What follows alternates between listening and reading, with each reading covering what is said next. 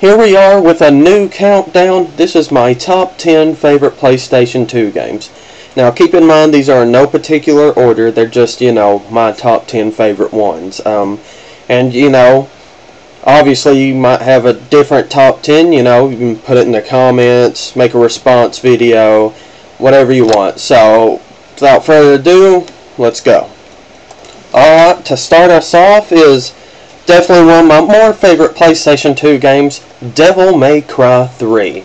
Now, I chose 3 over 1 and 2 because 2 was, I don't know, there's just something about 2 I didn't really like. 1 was good, but 3, just something about it. The gameplay was fast and awesome. It was very difficult. I have the normal one. I don't have the special edition where they tone down the difficulty and let you play as Virgil. I wish I did because Virgil's awesome, but, I'm not going to buy the same game. Never mind, that's a lie. But anyway, Devil May Cry 3, Dante, you go around, you kill demons, it's a prequel to Devil May Cry 1, very cool, very brash Dante, discovering his innermost devilish powers, stopping his brother, and a very touching ending, so it's good, you should play it, moving on. Up next, another very awesome game to me in my PS2 library, The Punisher.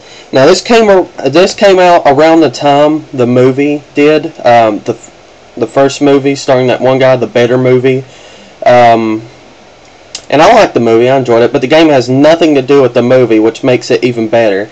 You just go around, you can choose your loadout of weapons, you can pick up other people's weapons, grenades, kill people in brutal ways, interrogate people also in brutal ways. Just a very fun game, a very nice way to let loose and just, so it's like a stress reliever. Just, oh man, this game's so fun. There's not a lot to it. You just go through level, killing, but I can still play it over and over till this day. There's something special about it to where I can keep coming back and still have loads of fun. So, The Punisher, PlayStation 2, also on Xbox, you should try it. Up next is Grand Theft Auto San Andreas.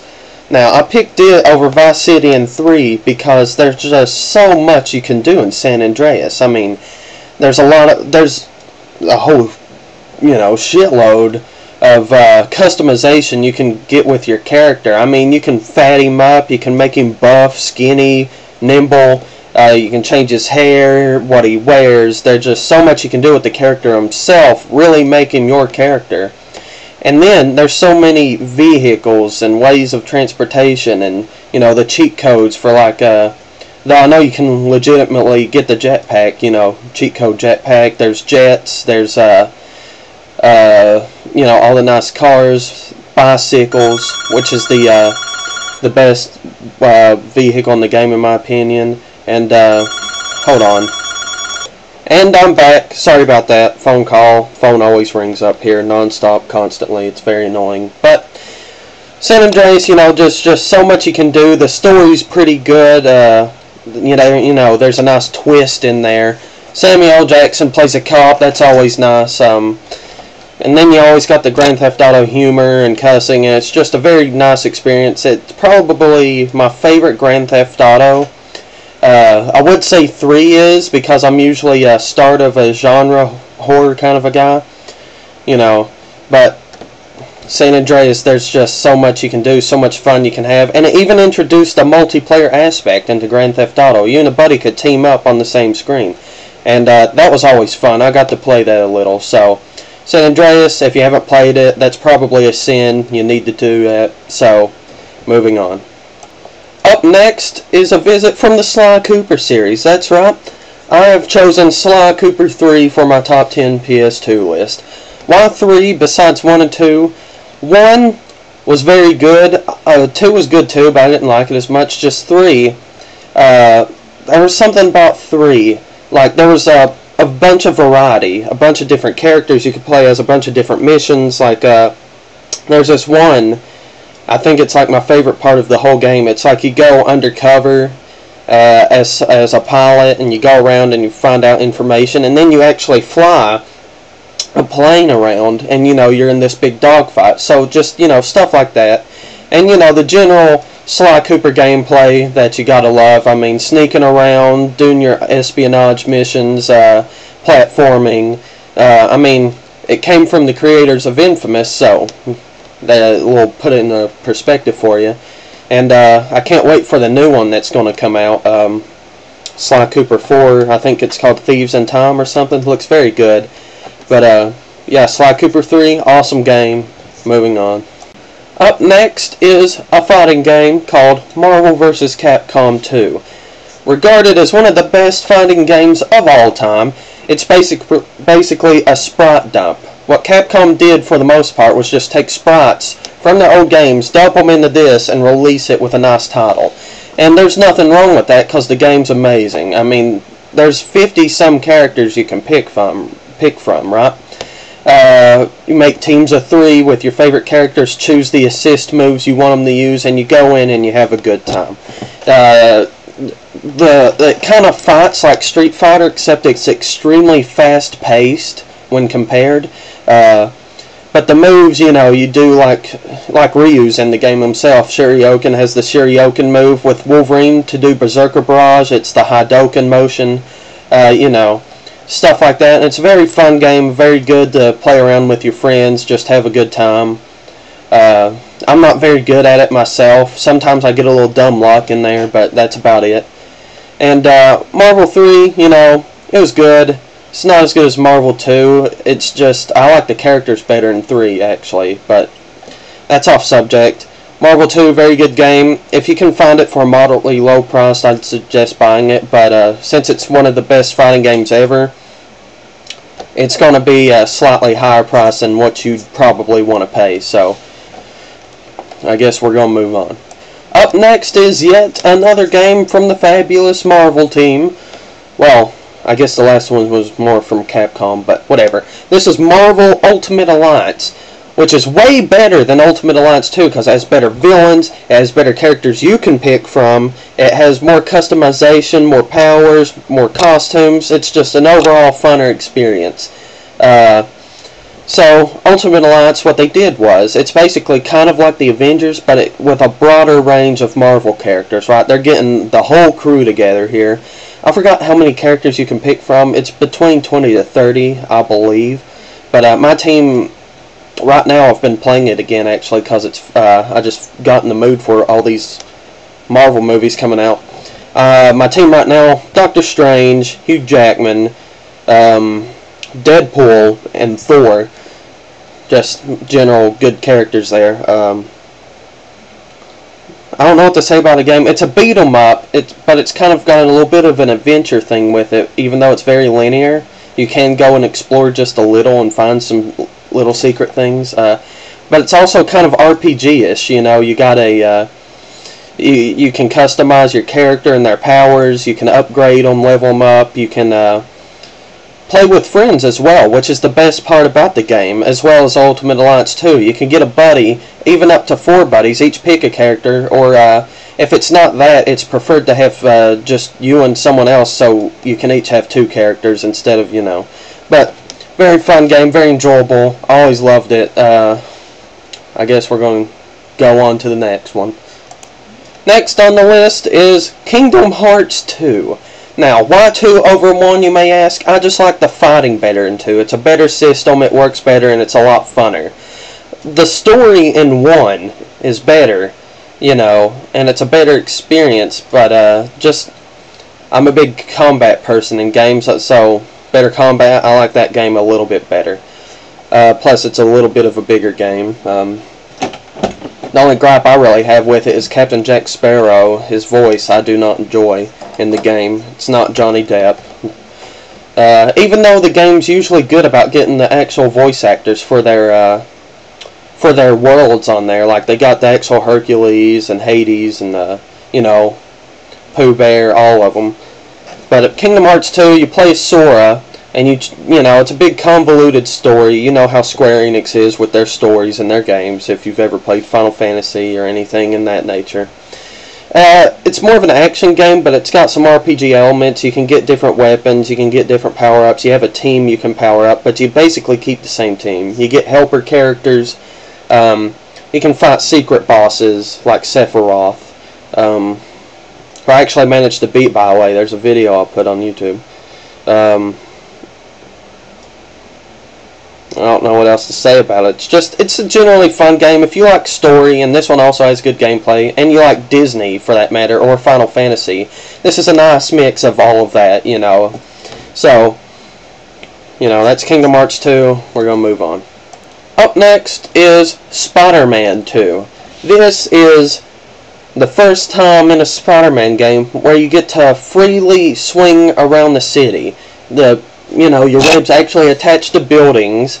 You're not just swinging through air, and it's very fluid and very fun. Like, you can just enjoy this game just swinging around the city. You really can. It's an experience.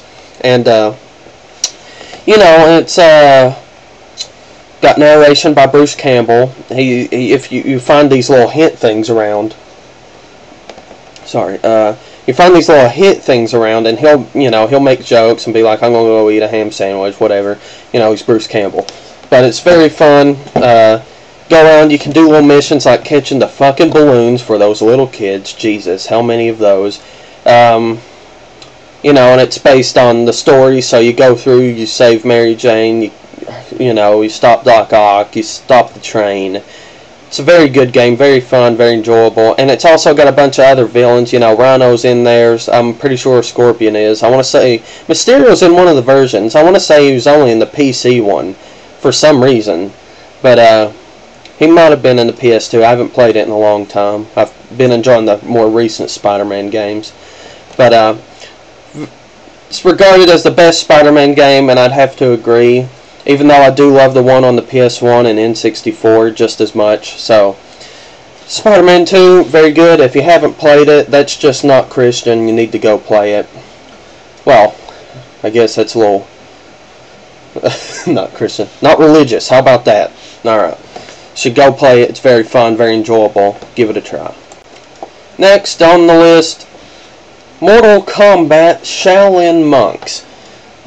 Before the newest Mortal Kombat 9, Shaolin Monks was my favorite Mortal Kombat game, and it still is, actually. It's just now Mortal Kombat 9 is tied with first place with Shaolin Monks. Shaolin Monks is an action-adventure Mortal Kombat game. You go around, and you can play as up to 4 characters, though it does have a versus mode where you can play as more. It's not really as fun as the actual story, and you can play it with a friend. I've beat that game like 8 times with a buddy of mine, and it was fun every time. We tried every combination of character. You can play up to 4 characters, as I said. There's Liu Kang, who my friend always played as. I was always Kung Lao. Then there was also Scorpion and Sub-Zero, and we, you know, mix match those in every way possible. And you go through these landscapes you recognize from stages you played in the earlier Mortal Kombats. And you go around and you fight and you do fatalities, and you unlock more fatalities, and you go through the story. The story's pretty good as well, and you use special moves. It's just a very fun game. It's hard to explain. You just go around and beat the crap out of stuff, and the bosses are fun and sometimes challenging, especially Shao Kahn.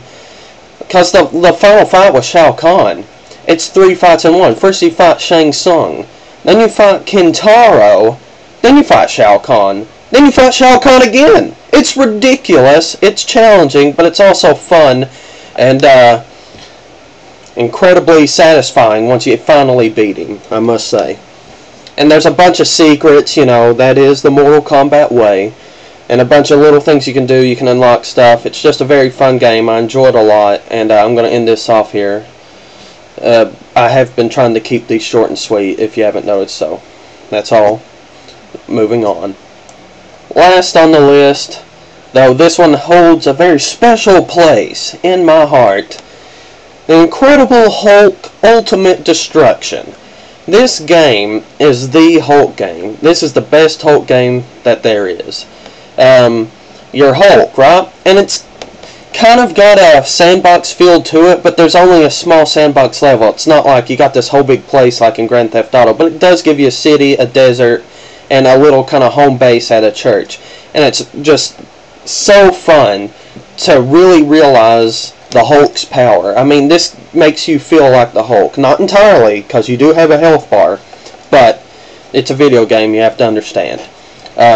You fight robots, you can just, pick up people and flick them 300 miles. If you fall in the water, you just jump right out. You can run on walls, you just run through stuff. You can weaponize.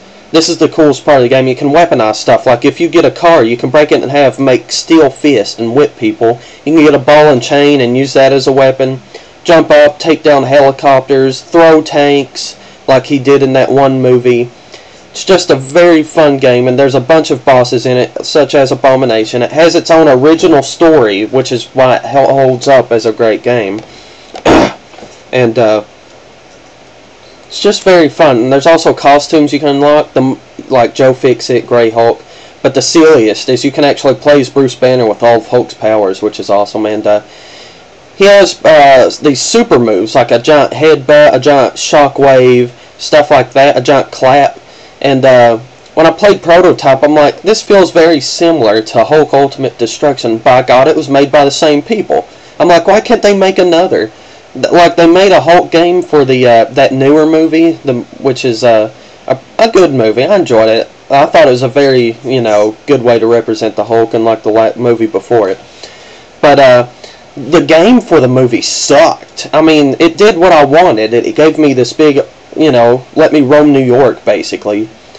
But it took away almost all the gameplay. It was incredibly boring. The only good thing about it was the costumes and the open world thing. Everything else blew. But Ultimate Destruction, if you like the Hulk or Marvel in general, if you like being big, strong, powerful, unstoppable, this is the game for you, because you can place the Jade Giant and fuck shit up. So, that is all. And that is all for my top 10 PlayStation 2 games. I hope you enjoyed it, and I hope you got a little example of the kind of games I like and enjoy. And like I said at the beginning, you probably have different opinions, and that's fun. You can post in the comment your top 10 or games you would have liked to seen in there, stuff like that. Make a response video of your own that's similar to this. That's all fine and dandy, but I hope you enjoyed the video. I thank you for watching if you did, and I'll see you later.